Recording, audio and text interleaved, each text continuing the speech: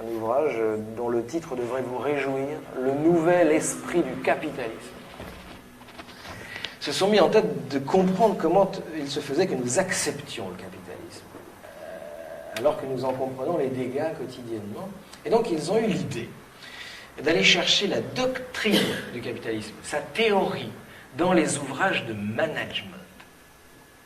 Puisqu'un ouvrage de management, monsieur, si je comprends bien votre façon de penser, c'est la théorie de l'exploitation mise dans un livre, comment nous exploiter, comment nous extorquer le maximum de plus-value avec le minimum de salaire, etc. Et donc ils ont eu l'idée de rentrer dans un ordinateur tous les mots de 90 ouvrages de management des années 60. Et puis ils ont rentré tous les mots de 90 ouvrages de management d'aujourd'hui, pour voir qu'est-ce qui avait changé dans la structure culturelle du capitalisme. Alors, mesdames et messieurs, quand ils ont fait tourner leur logiciel d'analyse du langage pour voir la fréquence d'apparition des mots, ils se sont aperçus qu'en 1960, le mot le plus souvent cité dans 90 ouvrages de management était le mot hiérarchie. Bon, normal. On voit bien pourquoi il faut apprendre à nos futurs dirigeants à raisonner en termes de hiérarchie. Alors, je vous pose la question, en tout cas je la pose à ceux qui n'ont pas vu le spectacle. Combien de fois le mot hiérarchie est-il cité dans 90 ouvrages de management de l'année 1999 ? Bravo, madame. 0. Mesdames et messieurs, le mot hiérarchie a disparu de la théorie du capitalisme. Alors je vous pose cette question complémentaire. Selon vous, mesdames et messieurs, la hiérarchie a-t-elle disparu des entreprises ? Non. Et si vous pensez effectivement comme moi qu'elle n'a pas disparu et qu'à bien des égards elle s'est renforcée, mais qu'on ne peut plus la nommer comme hiérarchie, alors on ne peut plus non plus la penser comme hiérarchie. Et le syndicalisme a un problème.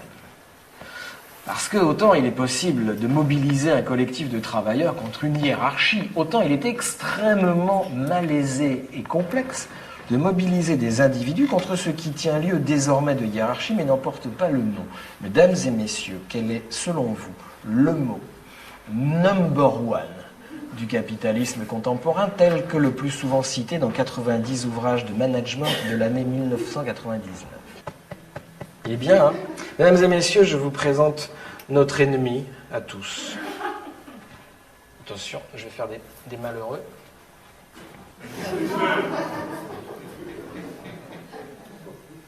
Eh oui.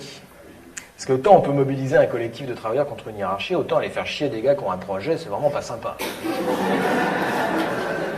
Il se trouve que c'est le même projet que celui du patron, tant mieux, ça prouve qu'il y a du lien social dans l'entreprise.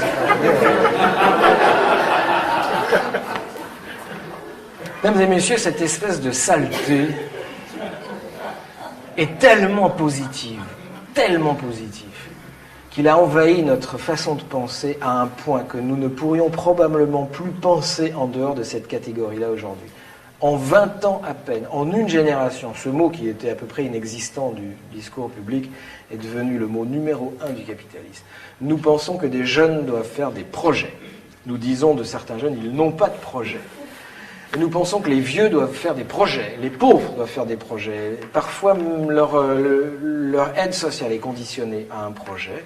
Nous pensons que les gens qui ont le plus de mal à se projeter dans l'avenir doivent faire des projets. Les seuls à qui on ne demande pas de projet sont les riches. Hein, vous avez peut-être remarqué. Nous pensons que nous devons avoir un projet de vie. Manifestement, vivre ne suffit plus. Il nous faut maintenant transformer notre vie en un processus productif permanent. Hein. Et il faut manifester notre désir de produire, hein, en ayant un projet de vie. Et donc cette espèce de saleté-là est un mot qui, sans que nous nous en rendions compte, transforme tout ce qui bouge en une marchandise, selon la définition marxiste de la marchandise, pour les trois qui restent dans la salle. Marchandise est un bien ou un service réalisé dans des conditions professionnelles qui testent sa pertinence sur un marché avec un bien ou un autre service équivalent. Et donc, mesdames et messieurs, quand il y a une vingtaine d'années, un éducateur travaillait avec des jeunes, il travaillait dans le moyen, voire le long terme, il travaillait sur 8 ans, sur 9 ans, sur 10 ans pour changer les mentalités. Aujourd'hui, il monte un projet avec des jeunes. Ce projet va durer 1 an. Ce projet a un début, mais surtout, il a une fin. Ce projet n'est pas fini, qu'on est déjà en train de préparer le projet suivant. Ce projet sera évalué positivement, même s'il a complètement raté. Nous n'avons plus le droit à l'échec, sans quoi nous n'avons pas la subvention. Quand on n'a plus le droit à l'échec, c'est le fascisme.